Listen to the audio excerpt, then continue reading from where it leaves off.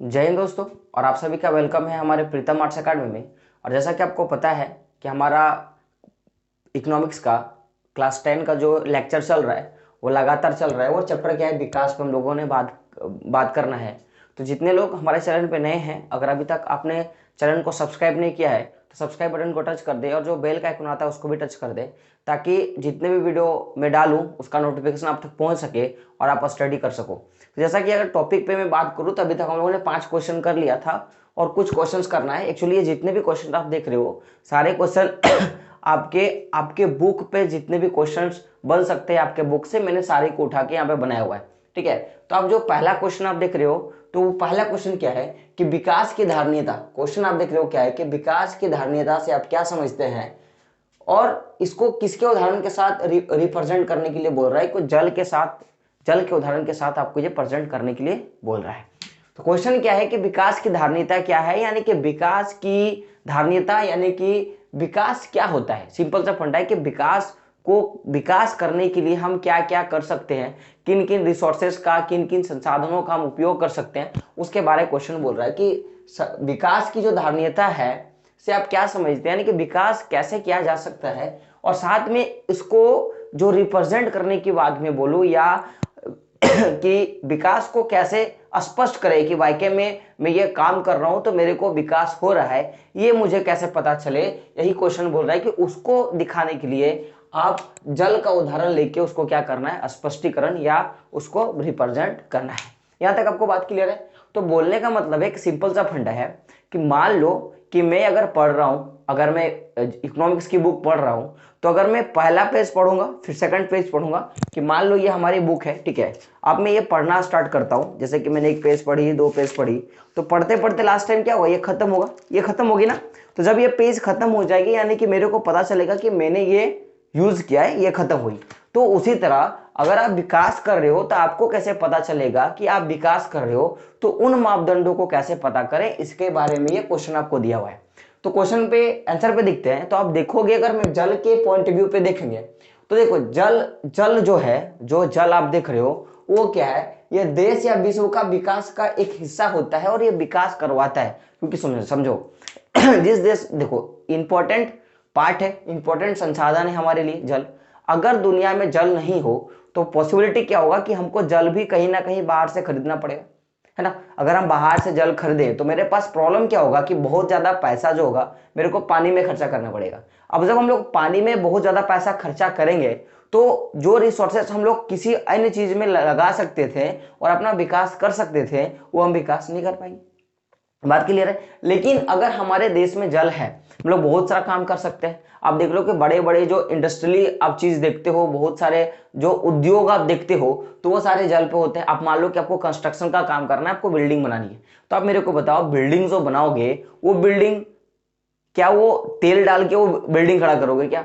आपको अगर वो मसाले की मिक्सिंग करनी है तो आप क्या करोगे, उसमें तेल डालोगे। अगर आपको प्लस्तर करनी है, उसमें जो पानी का छिड़काव डाल के उसको मजबूतीकरण जो करते हैं उसमें क्या आप क्या वो तेल डालोगे? पॉसिबिलिटी नहीं है ना। क्योंकि आपके पास जल बड़ा इंपॉर्टेंट। चलो मकान की छोड़ो, आप खाओगे तो पियोगे, आप कोको कोला पी के तो 24 घंटा नहीं रह सकते हो ना। तो बड़ा इंपॉर्टेंट चीज अदा करता है। क्यों अदा करता है? क्योंकि देखो जल जो होता है देश या विश्व का विकास विकास करता है या होता है। और यह क्या करता है कि भविष्य की जो हमारी भावी पीढ़ी के लिए भी विकास का स्तर बनाए रखता है। समझने वाली बात है कि हमारा पास जो जल होता है वो क्या करता है कि विश्व का और जो हमारे देश का वो विकास करता है या विकास उससे होता है। लेकिन साथ में ये क्या करता है कि जो हमारी भावी पीढ़ी है, यानी कि जो आने वाली जो हमारी स्पीसीज है, जो हमारी जनरेशन है, हमारे बच्चे हो गए, मेरे हमारे बच्चों के बच्चे हो गए, उनको भी ये क्या करता है, विकास का स्तर बना के रखता है। अब आप बोलोगे सर आपने ऐसा क्यों कहा, तो ऐसा मैंने क्यों कहा इसको समझने के लिए चलो हम लोग कुछ कुछ उदाहरण देखते हैं। तो सबसे पहली बात कि जो भूमिगत जल होता है, यानी कि वो जल जो हमारे पृथ्वी के सतह के अंदर होता है। आपको पता है ये अगर पृथ्वी की अगर ये भूपर पट्टी है, ये अगर भूपर पट्टी है तो जितने भी हम लोग बोरिंग्स वगैरह करते हैं, जितने भी हम लोग चापाकल वगैरह जो सेशन करते हैं, नलकूप वगैरह लगाते हैं या कुआं खोदते हैं, तो ये इसी के अंदर खोदा जाता है। तो जब इसी के अंदर खोदेंगे तो भूमि के अंदर का जो जल होगा वही हम लोग पीने लायक जल में यूज करते हैं। तो जो हमारी भूमिगत जल होती है वो कैसी जल होती है भाई? प्राकृतिक जल होती है। क्यों? क्योंकि आप अंदर में जाके हाइड्रोजन और ऑक्सीजन मिला के तो आप लोग कंपाउंड बना के तो जल नहीं बनाए, वो स्वतः ही बन गया। इसीलिए क्या होता है कि जो भूमिगत जल होता है वो कैसा जल है हमारे लिए? वो एक प्राकृतिक संसाधन है। कैसा संसाधन है? वो एक प्राकृतिक संसाधन है। अब देखो, जब ये प्राकृतिक संसाधन है तो साथ में क्या होता है कि आपको पता है कि जितने भी प्राकृतिक संसाधन होते हैं वो लगभग लगभग नवीकरणीय संसाधन होते हैं। आप लोगों को अगर ये जानना है कि कैसे क्या होता है तो हमारा जो क्लास 10 का जो भूगोल का जो लेक्चर है, आप उस भूगोल के लेक्चर पे भी जाके पता कर सकते हो कि मैंने ऐसा क्यों बोला, और उसका उसका हमारे भूगोल का जो सेशन चल रहा है संसाधन वाला, उस पे जाके आप प्लेलिस्ट पे जाके देख सकते हो। तो आप देखोगे कि जो जल होती है वो कैसी जल होती है? भूमिगत जल होती है। और भूमिगत जल होने के साथ साथ क्या होता है, ये एक नवीकरणीय योग्य संसाधन है। और ये किसका है? कैसा है? एक नवीकरणीय योग्य संसाधन है। आप सोचो, आपके पास कोई एक चीज है, ठीक है ना। अब मान लो कि हम लोग बचपन में एक स्लेट होता था, अभी यही मेरा हम लोग को व्हाइट बोर्ड के बारे में आप समझ लो, ठीक है। तो अगर हम व्हाइट बोर्ड के बारे में बात करें तो अभी मैंने क्लास लिया, मैंने ये सारे कुछ लिखा है इस पे जो आपका टॉपिक चल रहा है। अब फिर मैं क्या कर दूंगा, इसको फिर मिटा दूंगा, ठीक है। जब मैं इसको साफ कर दूंगा तो फिर से ये व्हाइट दिखेगा। ऐसे अगर इस वाला दिखेगा, फिर मेरे को इससे काम लेना पड़ेगा तो फिर मैं इससे लिख लूंगा, ठीक है। तो फिर से मेरे को विकास आएगी। फिर जब मैंने वो क्लास ले ली, फिर से मैं इसको मिटा दूंगा, फिर से मैं क्लास ले लूंगा। तो जब तक यूट्यूब में मेरे लेक्चर्स रहेंगे, मैं देता रहूंगा, यूट्यूब में मैं अपनी वीडियो डालता रहूंगा। किसकी मदद से? इस व्हाइट बोर्ड की मदद से। तो कहीं ना कहीं आप देखोगे कि ये कैसा एक संसाधन मेरे लिए है, ये एक नवीकरणीय संसाधन है। क्यों? क्योंकि इस व्हाइट बोर्ड का यूज मैं बार बार कर सकता हूं। तो जल एक नवीकरणीय संसाधन है, और जिससे क्या होगा कि जल का यूज हम लोग बार बार करेंगे तो उससे हम लोग को बहुत सा फायदा होगा। अब जैसे देखो, गाड़ी में पेट्रोल डालें, हम लोग 1 किलोमीटर 2 किलोमीटर चले तो जितना डिस्टेंस का हम लोगों ने तेल डाला था, उस डिस्टेंस को हम लोगों ने जब बाइक से तय किया या हम लोगों ने मोटर फैन यूज किया, तो उससे क्या होता है कि वो तेल उड़ जाता है, वो तेल खत्म हो जाती है। खत्म होने के बाद हमको फिर से उसमें तेल डालना पड़ता है, फिर जाके हम उतना डिस्टेंस फिर से हम लोग तय कर सकते हैं। लेकिन पानी कैसा संसाधन है? एक नवीकरणीय संसाधन है। क्योंकि आपको पता होगा कि जितने भी ईंधन होते हैं वो कैसे होते हैं? अनवीकरणीय संसाधन होते हैं। उनका आप एक बार यूज करोगे तो फिर उसका यूज नहीं कर पाओगे। लेकिन पानी जो होता है, जो जल है, वो कैसा है? नवीकरणीय संसाधन है। आप सोचो कि आपने क्या करी कि आपने एक बड़ा सा अपने विकास के लिए एक बड़ा सा बगीचा आपने बनाया, ठीक है ना। आपने गार्डन बनाया है ना, अपने क्या क्या एक गार्डन बनाया, एक बगीचा बनाया जिसमें बहुत सारे पेड़ और आसपास के लोग क्या कहते हैं, यहाँ पर घूमने के लिए आते हैं। अब भाई बगीचा है तो उसमें तो पानी देना पड़ेगा। आपने क्या किया कि पानी दिया आपने। अब सोचो कि आपके पास एक टैंक, आपके पास एक पूरा जो टैंक था, उस टैंकर का जो पानी था आपने पूरा यूज कर दिया किसमें? इसमें जो प्लांट लगे हुए हैं इसको पानी देने के लिए। अब जब ये प्लांट में पानी दे दिए तो कहीं ना कहीं वो जो टैंकर का जो पानी था वो खत्म हो गया।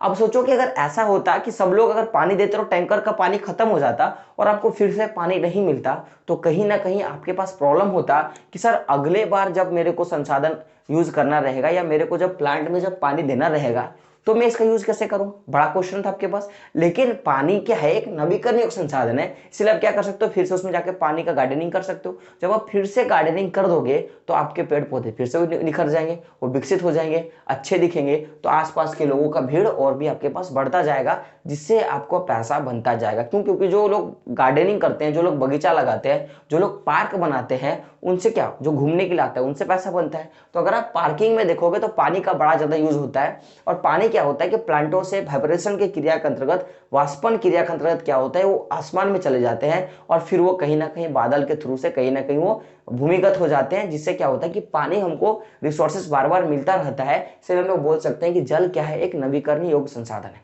बात क्लियर यहाँ पे? अब देखो, जल जो होता है वो भूमिगत जल होता है, वो प्राकृतिक संसाधन होता है। और ये कैसा संसाधन है? एक नवीकरणीय संसाधन है। साथ में आप देखोगे कि जितने भी नवीकरणीय संसाधन होते हैं या जितने भी संसाधन आप देखते हो दुनिया में, जितने भी आप संसाधन देख रहे हो, संसाधन यानी कि आपको पता है कि वह सारी वस्तु जो हमारी आवश्यकताओं को पूरा करती है उसको हम संसाधन बोलते हैं, ठीक है। हमारी नीड्स को जो पूरा करती है उसको क्या बोलते हैं? हम संसाधन बोलते हैं। यानी कि अभी देखो, मार्कर ऐसे मेरे हाथ पे रखा हुआ है। अभी मैं इसको लिख रहा हूं क्या? नहीं लिख रहा हूं, तो अभी के लिए मेरे संसाधन नहीं है। लेकिन जैसे मैं इसको निकालूंगा और जैसे मैं बोर्ड पे कुछ लिखूंगा तो ये मेरे लिए क्या हो जाएगा? संसाधन हो जाएगा। समझ में आ रहा है? समझ में आ रहा है आपको? आप सोचो कि आपकी जो टेक्स्ट बुक है वो आपके पास रखी हुई है, है ना, मैथ का टेक्स्ट बुक आपके पास रखा हुआ है, तो अभी आपके लिए वो संसाधन नहीं है। क्यों? क्योंकि अभी आप उसके आवश्यकता को नहीं ले पा रहे हो, वो बस रखा हुआ है। अभी आपकी आवश्यकता क्या है? आपकी इकोनॉमिक्स की बुक, क्योंकि मैं अभी उसका क्लासेस ले रहा हूँ। बात क्लियर यहाँ पे?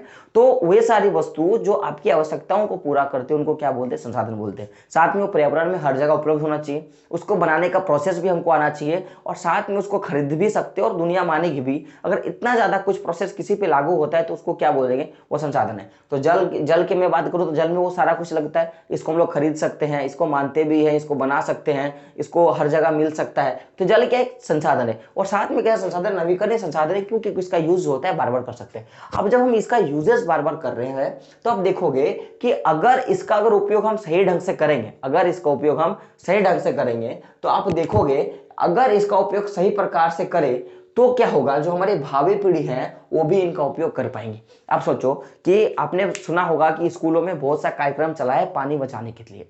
अगर मान लो कि पानी एक नवीकरणीय संसाधन से हमको पानी मिल जा रही है, अब सोचने वाली बात है कि जितने भी तालाब नल है वो अगर सूख जाए, सपोज दैट, मैं ऐसा नहीं बोल रहा हूँ कि सूखना चाहिए, जितने भी तालाब नल है वो सूख जाएं। अब सूखने के बाद सबसे ज्यादा क्राइसिस क्या हो जाएगा? पानी का। अब पाकिस्तान के साइड पे जाके देखोगे तो उधर पानी का बहुत ज्यादा किल्लत होता है। वहां बहुत से लोग पता नहीं क्या क्या खा के जिंदा रहते हैं। आप लोगों ने न्यूज पे बहुत सा देखा होगा। आप चल जाओगे रेगिस्तान के साइड, राजस्थान के साइड, तो वहां पे भी पानी की बहुत ज्यादा समस्या होती है। महिलाएं जो होती हैं वो एक के ऊपर एक के ऊपर एक पूरा ऊपर तक मिट्टी का बर्तन रखती हैं और दूर दूर तक पानी लेके आती हैं। तो जहां पे पानी की समस्या होती है वहां पे पता होता है क्या होता है। तो अगर आप पानी का सही से यूज करते हो तो उससे आपको तो फायदा ही होगा, साथ में जो आपकी भावी पीढ़ी है उसको भी फायदा रहेगा, और वो भी उपयोग कर पाएगा, और उससे वो भी गार्डनिंग कर पाएंगे, वो उससे कंस्ट्रक्शन का काम कर पाएंगे, वो उससे पी पाएंगे, नहा पाएंगे, उससे वो हर एक सामान कर पाएंगे जिससे पानी का यूज करेगा और वो अपना विकास कर सकते हैं। बात क्लियर यहां तक? साथ में आप देखोगे कि जल की जो गुणवत्ता होती है, जो क्वालिटी होती है जल की, जिसे जिसे हम लोग नहा सकते हैं, जैसे हम लोग पी सकते हैं, ऐसे मेनली पानी को पीने के लिए अगर मैं बात करूं तो अगर हम लोग उसका गुणवत्ता अगर नहीं घटने देंगे तो हमारे लिए बहुत फायदा होगा। ठीक है, तो इन सब चीजों से हम लोग जैसे जल से स्पष्ट कर सकते हैं कि अगर ये सब सारे किसी भी पदार्थ पे लागू होता है कि वो एक प्राकृतिक संसाधन होना चाहिए। जैसे कि मान लो कि हम लोगों ने क्या किया, एक स्टील का फैक्ट्री लगाया हम लोगों ने। हम लोग क्या करते हैं? स्टील निकालते हैं। तो जब हमको स्टील निकालना पड़ेगा तो पहली बात हमको क्या चाहिए? मेरे को कोई संसाधन चाहिए जिससे मैं स्टील निकालूंगा। तो कोई भी ऐसा अयस्क जिससे हमको स्टील मिलेगा हम उसका यूज करेंगे। तो जब हम ऐसा किसी चीज का उपयोग करेंगे जिससे हमको लोहा मिल जाएगा या स्टील मिल जाएगा तो हम लोग उसको उठा लेंगे। उठाने के बाद यानी कि वो कैसा होगा? प्राकृतिक संसाधनों का कच्चे माल के तौर से मिलेगा। पहला पॉइंट क्लियर हो गया। दूसरा कि जैसे ही वो आएगा तो वो ऐसा चीज होना चाहिए जिससे मेरे को बार बार पूर्ति हो। अब ऐसा नहीं कि सर मैंने एक बार बनाया और वो फिर से वो सामान मेरे को मिला ही नहीं, तो फिर मैं उसका बार बार तो उसका रिप्रोडक्शन नहीं कर सकता हूँ, बार बार तो मैं इसका यूज नहीं कर सकता हूँ। अगर मैं उसका बार बार यूज नहीं कर पाऊंगा तो फिर मैं सक्सेस कैसे करूंगा? क्वेश्चन यहाँ पे क्लियर है। तो अगर एक स्टील का फैक्ट्री लगाता हूं तो पहले स्टील का जिससे मेरे को स्टील प्राप्त होगा, जो जिस अयस्क से, जिस भी क्वालिटी से मेरे को प्राप्त होगा, जिस वस्तु से मेरे को प्राप्त होगा, वो कैसा होना चाहिए? प्राकृतिक संसाधन होना चाहिए। साथ में क्या होना चाहिए कि वो एक ऐसा संसाधन होना चाहिए जिससे मेरे को बार बार वो क्षतिपूर्ति वो कर जाए, मेरे को बार बार पूर्ति करे, ना कि वो खत्म हो जाए। अगर वो खत्म होता है फिर मैं विकास नहीं कर पाऊंगा, क्योंकि मैं एक बार सारा उठा लूंगा फिर तो खत्म हो जाएगी, फिर मैं विकास नहीं कर पाऊंगा। साथ में क्या होगा कि जो उसकी साथ में क्या होगा कि वो ऐसा भी होना चाहिए कि ऐसा नहीं कि मैंने उसका यूज किया, वो खत्म हो गया, फिर जो मेरा बच्चा आएगा, जो मेरा पीढ़ी आएगा, जो मेरा जनरेशन आएगा, उसको भी तो यूज करना पड़ेगा, तब जाकर तो वो अमीर बनेगा, तब तो वो अपना विकास करेगा। साथ में कि जो उसकी क्वालिटी होगा अगर वो कभी नहीं घटेगा, जिस स्टील का मैं निष्कासन करूंगा और मैं स्टील बनाऊंगा, अगर उसका क्वालिटी नहीं घटेगा तो सेम कीमत पे सेम दाम पे वो बिकेगा। तो उससे क्या हो जाएगा? मेरे को प्रॉफिट होगा और हमारी जो पीढ़ी होगा उसको प्रॉफिट होगा। ये बात आपको क्लियर है? उसके बाद देखो नेक्स्ट जो क्वेश्चन आपको देखने को मिल रहा है वो क्या है? जन सुविधा। क्या है? जन सुविधा क्या है? देखो दोस्तों, मैं सारा एक एक क्वेश्चन कराऊंगा। जितने भी क्वेश्चंस आपको आपके बुक पे दिखेंगी, आपके एनसीईआरटी बुक पे दिखेंगी, मैं सारा वो करवाऊंगा। बस आप कंटेंट को पूरा देखो। जो मैं लाता हूं, जो मैं तरीका लाया हूं, उस पर आप अमल करो, फोकस करो। 100% आपको अच्छा रिजल्ट देखने को मिलेगा, क्योंकि मेरे को पता है कि आप जब तक वीडियो को पूरी तरह से नहीं देखोगे समझ में आने वाला नहीं है। तो अब मैं नेक्स्ट क्वेश्चन क्या है? जन सुविधा क्या है? क्वेश्चन क्या है? जन सुविधा क्या है? जन सुविधा यानी कि लोग जो हमारे देश में है, जो हमारी पूरी जो 130 जो करोड़ के जो लोग हैं, 130 करोड़ लोगों की जो सुविधाएं होती हैं वो क्या है। तो गवर्नमेंट जो होती है वो बहुत तरह की सुविधाएं आपको देती है। आपको पता है जैसे कि अभी कोरोना काल में आप देखोगे कि बहुत सारे हमारे जो गवर्नमेंट जो है वो बहुत बहुत तरह के हमको फायदा दिया है। तो आप देखोगे कि जो क्वेश्चन आज का आपको देखने को मिलेगा वो क्या है कि जन सुविधा क्या है। क्या क्वेश्चन, जन सुविधा क्या है और ये महत्वपूर्ण है, ये क्यों महत्वपूर्ण है। साथ में क्या होगा कि आपको कुछ ऐसे सुविधाओं का नाम बताना है जो गवर्नमेंट आपको दे रही है। साथ में क्या करना है कि भारत में कुछ ऐसे सुविधाओं का नाम बताना है जो आपको गवर्नमेंट दे रही है। तो सबसे पहली चीज कि आप देखोगे कि अगर आप लोग ग्रामीण वाले क्षेत्रों से होंगे तो आपको पता होगा कि एक जैसे कि अभी हाल फिलहाल में सरकार क्या की कि कोरोना काल में चावल बांटना शुरू की, ठीक है। साथ में आपको देखोगे कि आपको जीवन बीमा का कार्ड भी देती है, स्वास्थ्य कार्ड भी आपको दिए है ना, और भी बहुत तरह के गवर्नमेंट हॉस्पिटल आपको देखने को मिलेगा। तो कहीं ना कहीं वो कैसा काम करता है, आपको एक जन सुविधा देता है, आपको सुविधा देता है, आपके लिए ही वो काम करता है, इसीलिए वो क्या होगा आपके लिए काम करता है। आप देखोगे जब भी मैं जन सुविधा का कार्य का अर्थ बताऊंगा तो आप देखोगे तो जन सुविधा क्या होता है, एक सार्वजनिक सुविधा है। कैसा सुविधा है, एक सार्वजनिक सुविधा है। यानी कि यहाँ पे अब यहाँ पे कोई नहीं कि सर खाली आप जाओगे तो आप ही का इलाज होगा। अब मान लो कि मैं हॉस्पिटल गया, ठीक है, कोई भी हॉस्पिटल, चाहे वो प्राइवेट हो, सरकारी हो, गैर सरकारी हो, वो सेमी सरकारी हो, कुछ भी हो, ठीक है। अगर मैं वहां पे गया तो क्या वो सिर्फ मेरा ही इलाज करेगा? नहीं ना, वो आपका भी इलाज करेगा, आपके फैमिली का भी इलाज करेगा, दूर से आया कोई व्यक्ति उसका भी इलाज करेगा, प्रधानमंत्री का भी इलाज करेगा, चपरासी का भी इलाज करेगा, हर एक व्यक्ति का इलाज करेगा ना। तो वो क्या है, एक जन सुविधा वाला केंद्र है ना, वो एक ग्राहक केंद्र है ना। अब देखो जन सुविधा क्या होता है, एक सार्वजनिक सुविधा होती है। कैसे होती है, एक सार्वजनिक सुविधाएं होती हैं। और ये महत्वपूर्ण क्यों होता है, ये जो सुविधाएं जो भी आपको देखने को मिलता है गवर्नमेंट के थ्रू से हो या जितनी भी जन सुविधाएं आपको देखने को मिलता है वो क्या करती है, वो जो हमारा जीवन है, हमारी जो मानव जीवन है, इस मानव जीवन को क्या करती है बाबू लोग, इसको बेहतर बनाने के लिए काम करती है, ठीक है, बेहतर बनाने के लिए काम करती है। और बेहतर बनाने के लिए काम करती है, साथ में क्या करता है कि सरकार की जो भी सुविधाएं होती हैं और जो सेवाएं होती हैं उनको ये क्या करती है, प्रदान करवाती है या करती है। बात क्लियर है। देखो कोई भी जन सुविधा जो होता है वो क्या होता है, ये सार्वजनिक सुविधा होती है, किसी खास पर्टिकुलर पर्सन के लिए नहीं होती है, पहला नंबर पॉइंट। दूसरा पार्ट क्या, ये महत्वपूर्ण क्यों होता है, क्योंकि ये जितने भी सुविधाएं जो है वो मानव जीवन को बेहतर बनाने के लिए क्या होता है कि सरकार की सुविधाओं और सेवाओं को क्या करती है, वो प्रदान करती है। यहां तक बात क्लियर है। अब सर बोलोगे कि सर अब मेरे को बताइए कि ये जो सुविधाएं आप देख रहे हो सर, ठीक है, तो ये जीवन के लिए क्यों जरूरी है। तो पहली बात बताओ, कोई भी अभी कोरोना काल में गवर्नमेंट चावल बांटी, ठीक है, आप देखोगे कि बैंकों जनधन खातों पे पैसे भी डाली गवर्नमेंट, ठीक है, तो उससे क्या होगा कि हमारी जो जीवन की जो आवश्यकता है ना, हमारे जीवन के लिए जो आवश्यक है उसका हम लोग पूरा कर सकते हैं, पहला पॉइंट। दूसरा आप क्या देखोगे कि ये जो सुविधाएं और सेवाएं जो सरकार द्वारा उपलब्ध कराई जाती है ना, कौन सा जैसे आप देखोगे कि आपको रक्षा मिलेगा, आपको पुलिस मिलेगा, आपको इंडियन आर्मी मिलेगा, आपको नेवी मिलेगा, आपको एयरफोर्स मिलेगा। तो जितने तरह की आप रक्षा देखते हो, जितने भी तरह के सैन्य बल देखते हो, क्या है, हमारा रक्षा के अंतर्गत आता है। जितने तरह का आप देखते हो टीकाकरण, वैक्सीनेशन, जितने तरह की गवर्नमेंट लाती है वो क्या होता है, हमारी रक्षा के अंतर्गत आती है। साथ में क्या देखोगे, जितने तरह का आप अस्पताल देखते हो वो भी क्या एक सुविधा है ना, गवर्नमेंट के थ्रू से। हमारे धनबाद में पीएमसीएच नाम का एक हॉस्पिटल है, बोकारो में है, रांची में रिम्स मिलेगा। तो ये सारा क्या है, एक अच्छा सा हॉस्पिटल जहां पे आप जाके इलाज करवा सकते हो। ये क्या है, एक जन सुविधा है। साथ में आप देखोगे जैसे कि अभी क्या हो गया है कि सबसे अच्छा मेरे को लगता है कि हर एक गांव के हर एक इलाकों में आपको आपके जो आपके रोड के साइड जो बिजली के जो खंबे होते हैं, जो बिजली कैसे ऐसे जो रोड क्रॉस करता है, ये मान लो रोड है, ठीक है, ये रोड है, और रोड के बगल में जो खंबे लगे होते हैं बिजली के, इन खंभों में आपको लाइट देखने को मिलेगा। क्या देखने को मिलेगा आपको, ये लाइट देखने को मिलता है। तो ये भी जो सुविधा आपको देखने को मिलता है वो कौन देती है, गवर्नमेंट देती है। और कहीं ना कहीं जब सरकार देती है तो किस लिए देती है, लोगों के लिए, ताकि आप रात को निकलो तो कोई दिक्कत ना हो, लाइट का कोई प्रॉब्लम ना हो, किसी तरह का। मान लो देखो बोला गया कि चोरी वहीं पे होती है जहां पे अंधेरा होता है, समझे मेरी बात। अगर कोई एक इलाका है जहां पे लाइट ही नहीं है तो चोर जाएगा, आराम से चोरी करके आ जाएगा। लेकिन ऐसा कोई इलाका जहां पे आपको लाइट पूरा ज्यादा देखने को मिलेगा तो वहां पे चोर जाकर चोरी तो नहीं कर सकता, पहला फायदा। तो इसीलिए जो गली की जो लाइटें देखते हो वो सब कौन कौन देता है, वो सब भी एक हमारी जन सुविधा है। साथ में आप देखोगे जितने भी तरह के पुलिस कर्मचारी हैं वो आपके लिए बैठे हुए हैं। कोई भी प्रॉब्लम हो, आपकी आपकी साइकिल गुम गई है, आपके घर में चोरी हुआ है, आपकी जान माल की क्षति है, कोई भी जो सुविधा आप देखते हो तो वो सारे पुलिस आपकी आके देखभाल करती है। तो ये भी क्या एक जन सुविधा है। जितने भी आप देखोगे, जितने भी सरकारी विद्यालय है, जितने भी गवर्नमेंट टीचिंग विद्यालय है, सब में आप जाके क्या कर सकते हो, आपके लिए सुविधा आपके लिए खोला गया, आपके बच्चों के लिए खोला गया। मैं खुद एक गवर्नमेंट स्कूल से पढ़ा हूँ, आज मैं आपको पढ़ा रहा हूँ, तो वो आपकी सुविधा के लिए है। साथ में आप देखोगे जितने भी प्रदूषण मुक्त वातावरण का जो सरकार काम चलाती है, जैसे देखोगे आप जैसे धुआं, गाड़ी में आपके पापा लोग धुआं परमिट बनाते हैं, मैंने भी बनाया है बहुत बार, ठीक है ना।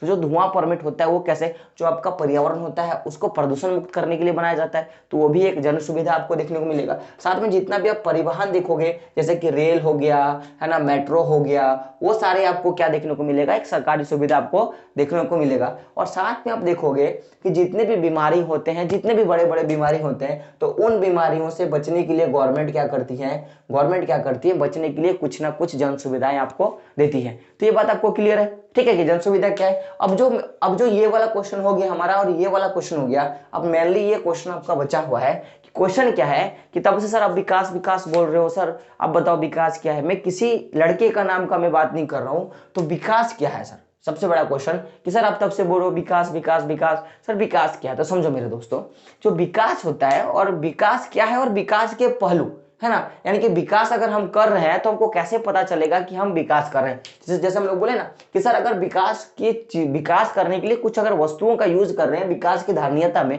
तो हम कैसे जानेंगे कि हम विकास को कर रहे हैं और वास्तव में हमारा विकास हो रहा है। तो उसी तरह क्या होता है कि विकास जो है ना, विकास जो है, तो विकास क्या है और विकास के लिए जो पहलू चाहिए हमारा वो क्या क्या है, इसके बारे में हम लोग बात करते हैं, ठीक है। तो विकास के जो पहलू हम उस पर बात करते हैं, तो आप देखोगे कि जो विकास होता है ना, विकास क्या करता है, विकास क्या करता है, विकास जो जीवन में प्रगति एवं सुधार को बतलाता है। अब मान लो कि अगर मैं ज्यादा विकसित हूं तो आपसे हमारी जिंदगी कैसी होगी, बेहतर होगी। समझो मेरा बात, हम लोग जैक बोर्ड के बच्चे, एक सीबीएसई पैटर्न का बच्चा जो होता है और एक जैक बोर्ड का जो बच्चा होता है, मान लिया जाए एक सीबीएसई पैटर्न का लड़का है और एक जैक बोर्ड का लड़का है। किसका, एक सीबीएसई पैटर्न का लड़का है और एक कैसा लड़का है, एक जैक बोर्ड का लड़का है। तो दोनों में आप अंतर देखोगे कि जो जैक बोर्ड के लड़के होते हैं, इनका पहनावा स्कूल से मिलता है, ये अच्छे अच्छे ट्रेडिशन के कपड़े आपको पहन के दिखेंगे। जो सीबीएसई वाले होंगे एकदम अच्छे अच्छे टिप टॉप कपड़ा पहना हुआ दिखेंगे।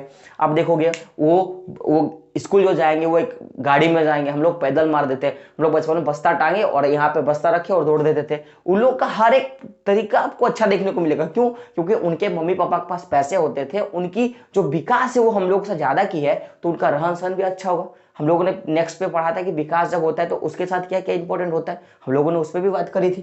तो जो विकास के जो पहलू होते हैं, जो विकास क्या करता है, वो हमारे जो जीवन में जो प्रगति यानी कि विकास का, और साथ में जो सुधार का, जो हम लोग जो भी कुछ सुधार चाहिए वो क्या करता है, उसको बदलाता है। मान लो कि आपने पढ़ के 10 क्रॉस कर लिया एक अच्छा मार्क्स के साथ, अव्वल मार्क्स के साथ, आपकी जिंदगी कैसी रहेगी बताओ, अच्छी रहेगी ना, टिप टॉप एकदम फर्स्ट क्लास जैसा रहेगा। आपको लोग अच्छे मानेंगे, आपको लोग अच्छा बोलेंगे, सब कुछ बेटर आपको दिखेगा, ठीक है। और एक वो लड़का जो सही से कुछ नहीं कर पाया, उसकी स्थिति कैसे रहेगी आपको खुद पता है।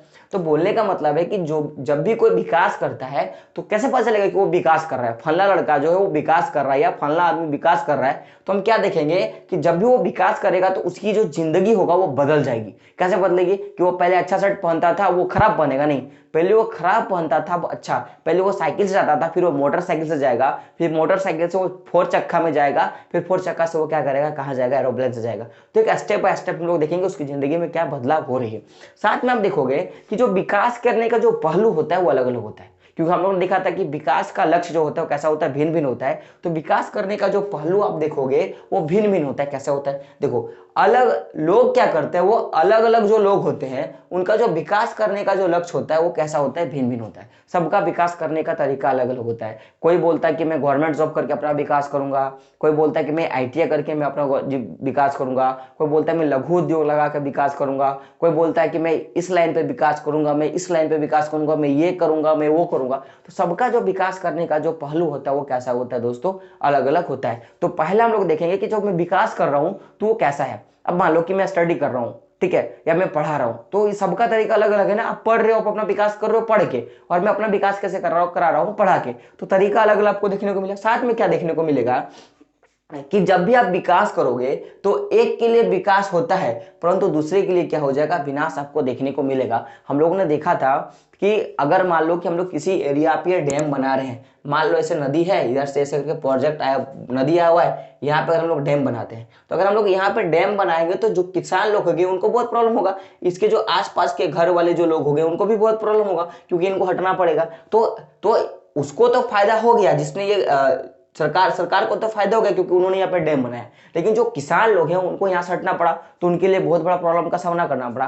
तो आप देखोगे कि जब भी आप विकास करोगे तो एक आदमी को तो प्रॉफिट होगा, लेकिन नेक्स्ट आदमी को क्या होगा, खराब होगा। अब मान लो कि किसी एक एरिया पे आपने क्या किया कि एक अपने मकान बनाया, बड़ा सा मकान बनाया, उसमें आपने फैक्ट्री लगाया, ठीक है। अब आपने किसी का भी फैक्ट्री लगाया हो, तो आपने जिस वाले क्षेत्र पे आपने फैक्ट्री लगाया है उस वाला क्षेत्र का जो जमीन होगा, आसमान में तो नहीं बनाओगे, जमीन पे बनाओगे, तो आपने किसी का भी जमीन खरीद के आपने वहां पे फैक्ट्री लगा दिया। तो जब आप उसमें फैक्ट्री लगाओगे भाई, तो फिर वो तो किसी किसान का ही होगा ना, किसी व्यक्ति का भी होगा ना, तो आप उसका बनाओगे, फिर आप वो तो किसानी नहीं कर पाएगा, खेती नहीं कर पाएगा, प्रॉब्लम होगा उसके पास, ठीक है। तो जब भी आप अपना विकास किए, वहां पे फैक्ट्री लगा के अपने वहां पे मॉल बना दिया, अपने वहां पे 10 मंजिला, 15 मंजिला, 25-50 मंजिला, 100 मंजिला, 150 मंजिला अपने घर बना दिया, फिर उस वाले एरिया का उस किसान को तो अधिग्रहण कर दिया, तो कहीं ना कहीं उस किसान को लॉस हो गया। आपके जो आसपास के जंगल थे आपने काट दी, क्योंकि आपको वहां पे 50 मंजिला, 150 मंजिला, 200 मंजिला आपको मकान बनाना है, तो कहीं ना कहीं उस वन क्षेत्र का जितने भी जीव जंतु थे उनका ह्रास हुआ, वो वहां से भाग गए, वहां से पलायन किए, कुछ मर गए, और भी बहुत कुछ जो भी कुछ हुआ, तो वो भी सारा आपको दिक्कत देखने को आपको मिलेगा। साथ में देखोगे कि ये तो दो पहलू आपको देखने को मिला कि पहले हम लोग क्या बोल सकते हैं कि विकास करने का जो तरीका वो अलग अलग होगा, और अगर हम विकास कर रहे हैं तो अगर दूसरे को, अगर मेरे को तो फायदा हो रहा है, तो अगर दूसरे को नुकसान हो रहा है तो वो भी उससे भी देख के हम लोग बोल सकते हैं कि हम विकास कर रहे हैं और विकास ये हो रहा है। अब इसका अगर उदाहरण बात करोगे तो देखोगे जितने भी उद्योगपति होते हैं, जितने भी बिजनेसमैन होता है, वो क्या करते हैं कि अब फैक्ट्री जो चलेगी, मान लो कि मैंने एक सूती का फैक्ट्री लगा दिया, या मैंने किसी का भी फैक्ट्री लगाया है, तो क्या वो फैक्ट्री में बिजली चाहिए ना, बिजली चाहिए ना, उसमें जितने भी वर्कर्स होंगे, जितने भी मशीन चलेंगी, जितने भी प्रोडक्शन होगा वो बिजली के थ्रू होगा। तो अगर मैं एक उद्योगपति हूं, आप सोचो जरा माइंड लगाओ कि आप एक उद्योगपति हो, चलो ठीक है, आप एक टीचर हो। अब मान लो कि मैं टीचर हूं, मैं यूट्यूब का क्लास देता हूं, तो मेरे को लाइट जलानी होती है, तो लाइट कहां से आती है, बिजली से आएगी, ठीक है। आप बताओ, आप फोन चार्ज करते हो, कहां से आएगी, बिजली से आएगी, है ना। आप बहुत कुछ आपके घर में गार्डनिंग का काम करते हो, पाइप सप्लाई करते हो, आप नहाते हो, गीजर ऑन करते हो, क्या चाहिए, बिजली चाहिए।